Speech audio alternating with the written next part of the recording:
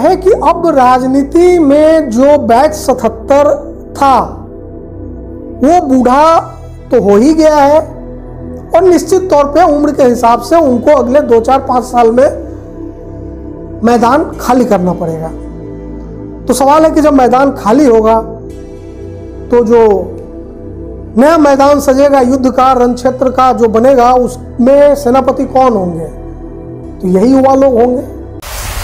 नमस्कार, कन्हैया कुमार और जिग्नेश मेवानी कांग्रेस में जा रहे हैं। सवाल है कि क्या ये दोनों नेता जो इस वक्त कांग्रेस में जाने की बात हो रही है, इससे कांग्रेस को फायदा होगा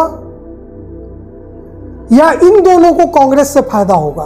तो राहुल गांधी ने अपने कांग्रेस मेंबर्स के बीच कहा था कि बीजेपी और आरएसएस की आइडियोलॉजी से को नहीं मानने वाले या उससे डिफर करने वाले बहुत सारे लोग हैं जो कांग्रेस में नहीं है, वो कहीं और हैं, वो हमारे ही लोग हैं, मतलब उनको कांग्रेस में आना चाहिए।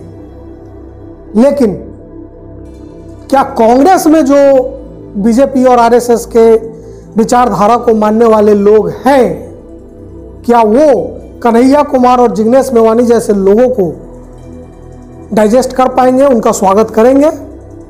ये बात मैं इसलिए कह रहा हूं कि कांग्रेस की स्थापना के वक्त से ही ऐसे ऐसे लीडर उस पार्टी में रहे हैं जो खुलेआम घोषित तौर पे, कोई छुपाने की बात नहीं थी, जो घोषित तौर पे एक अलग विचारधारा, जो कांग्रेस की अपनी एक विचारधारा सेंट्रल पॉलिटिक्स की मानी जाती है, सेंटर टू लेफ्ट या कभी कभी सेंटर टू राइट, उस वैसे विचारधारा के उलट बहुत सारे ऐसे नेता थे जो बिल्कुल राइट विंग पॉलिटिक्स में यकीन रखते थे। मतलब वो एक तरफ हिंदू महासभा के अध्यक्ष थे, साथ ही साथ कांग्रेस में भी रहते थे, जैसे पंडित मदन मोहन मालवीय जी। ये कहा जाता है और माना जाता है कि कांग्रेस के भीतर भी संघ और भाजपा की विचारधारा को मानने वाले बहुत सारे लोग हैं। वो आसानी से पहचाने नहीं जाते, कभी कभी पहचान लिए भी जाते हैं। ऐसे लोग क्या कन्हैया कुमार और जिग्नेश मेवानी जैसे लोगों को जब वो पार्टी में जाएंगे कांग्रेस में, तब उसका स्वागत करेंगे, विरोध करेंगे, क्या करेंगे? ये एक बहुत बड़ा सवाल है। पिछले कुछ दिनों में जितिन प्रसाद, ज्योतिरादित्य सिंधिया, सुष्मिता देव जैसे बड़े नेता, युवा नेता कांग्रेस छोड़कर जा चुके हैं। ये कहा जा रहा है कि और जो पायलट है सचिन पायलट राजस्थान में, वो भी कोई बहुत खुश नहीं है। ऐसी स्थिति में कन्हैया कुमार और जिग्नेश मेवानी या हार्दिक पटेल जैसे लोग जो कांग्रेस में आएंगे, उनकी भूमिका क्या होगी? क्या कांग्रेस इन्हें अपने अपने राज्यों में काम करने के लिए कहेगी या इनको सेंट्रल लीडरशिप में कोई भूमिका देगी?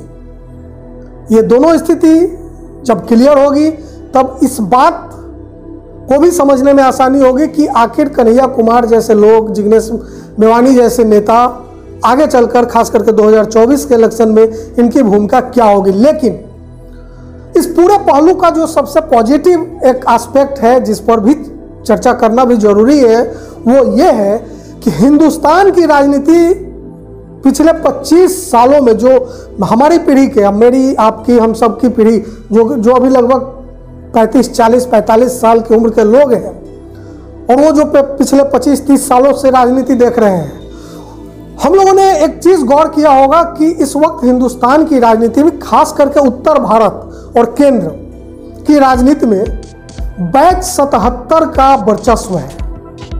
अब ये बैच 77 क्या है?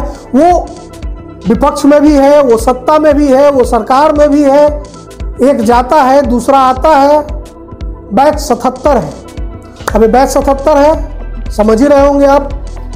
ये बैच 77 कुछ नाम मैं गिना देता हूँ: लालू प्रसाद यादव, नीतीश कुमार, बिहार की ही बात करें तो सुशील मोदी 15 साल डिप्टी सीएम रहे, रविशंकर प्रसाद, ये सब के सब बैच 77 है।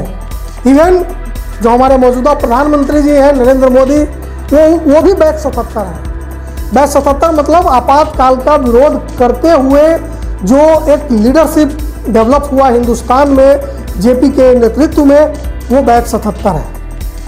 और ये सारे नेता लगभग 70 क्रॉस कर चुके हैं, 70 साल क्रॉस कर चुके हैं।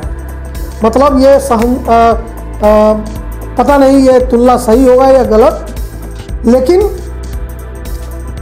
ये लोग उस मुगल बादशाह की तरह हो गए हैं जो बूढ़ा हो चला है लेकिन सत्ता का मोह जाता नहीं है। और यहाँ जो युवराज है वो बेचारा परेशान है कि शहंशाह कब गद्दी छोड़े तो हमारा नंबर आए। ऐसी स्थिति में बैच 77 के वर्चस्व की स्थिति में जो राजनीति की नई पौध आ रही है, वो हर पार्टी की बात मैं कर रहा हूँ, वो भाजपा हो, कांग्रेस हो, राजद हो, लोजपा हो, समाजवादी पार्टी हो, ये सब, तो ये भारतीय राजनीति के लिए एक शुभ संकेत ही है। कैसे कि बैच 77 अब क्लियर तौर पर उम्र के हिसाब से और जो बदलता हुआ वक्त है, जहां तकनीक बहुत ज़्यादा राजनीति से लेकर समाज को प्रभावित कर रहा है, वैसे दौर में ऐसे लोगों का जो अनुभव है वो मुझे लगता है कि कुछ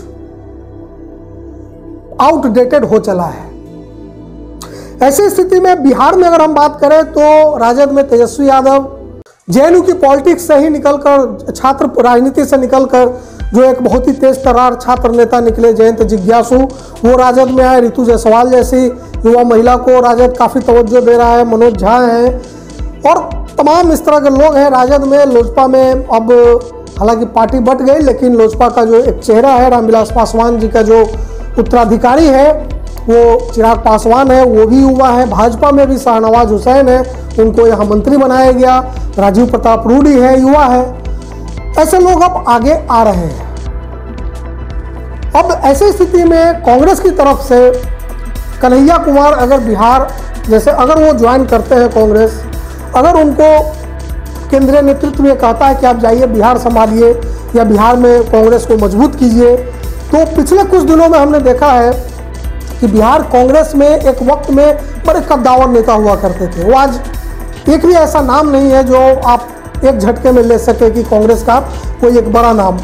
लेकिन अब पिछले कुछ समय में युवा नेता कांग्रेस से जुड़ना शुरू हुए हैं। जैसे हमारी मीडिया बिरादरी से ही हम लोगों के मित्र ही असित नाथ तिवारी, वो आए, दिल्ली छोड़ कर आए, मीडिया छोड़ कर आए, उन्होंने कांग्रेस ज्वाइन किया। अभी वो बिहार प्रदेश कांग्रेस के प्रवक्ता हैं।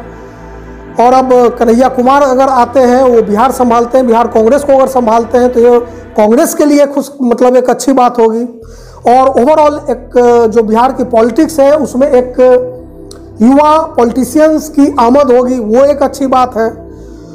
तो कहने का मतलब यह है कि अब राजनीति में जो बैच 77 था वो बूढ़ा तो हो ही गया है, कुछ हद तक तकनीक के बदलने के साथ आउटडेटेड भी हो रहा है, और निश्चित तौर पे उम्र के हिसाब से उनको अगले 2, 4, 5 साल में मैदान खाली करना पड़ेगा।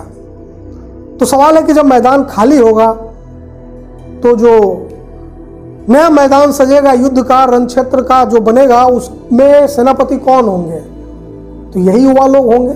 तो कुल मिलाकर मुझे लगता है कि कन्हैया कुमार पर ये सवाल उठेंगे कि आप सीपीआई छोड़कर क्यों कांग्रेस गए, लेकिन मुझे लगता है कि इस वक्त ये सवाल बेमानी है, क्योंकि जब भारत की पूरी राजनीति सिर्फ 2 धड़े में बटी हो, एक विचार इधर और एक विचार इधर, या तो आप इधर हैं या आप इधर हैं, और ये काम सत्ता ने खुद किया है, मीडिया ने खुद किया है, तो ऐसी स्थिति में ये सवाल पूछना बेमानी है कि आप कम्युनिस्ट छोड़कर कांग्रेस में क्यों गए और आप कांग्रेस छोड़कर राजद में क्यों गए। इस सवाल का कोई अर्थ नहीं है। इस वक्त एक ही महत्वपूर्ण सवाल है कि एक विचार ये है, दूसरा विचार ये है, आप किधर जाते हैं। कन्हैया कुमार ने कांग्रेस चुना है, उनको बधाई। अब देखते हैं कि उनका भविष्य क्या होता है। बहरहाल हमारी तरफ से इस बात के लिए बधाई कि भारतीय राजनीति में, बिहार की राजनीति में कुछ युवा चेहरा और आगे आएंगे। इससे युवाओं को ही फायदा होगा, भारतीय राजनीति को ही फायदा होगा। नमस्कार।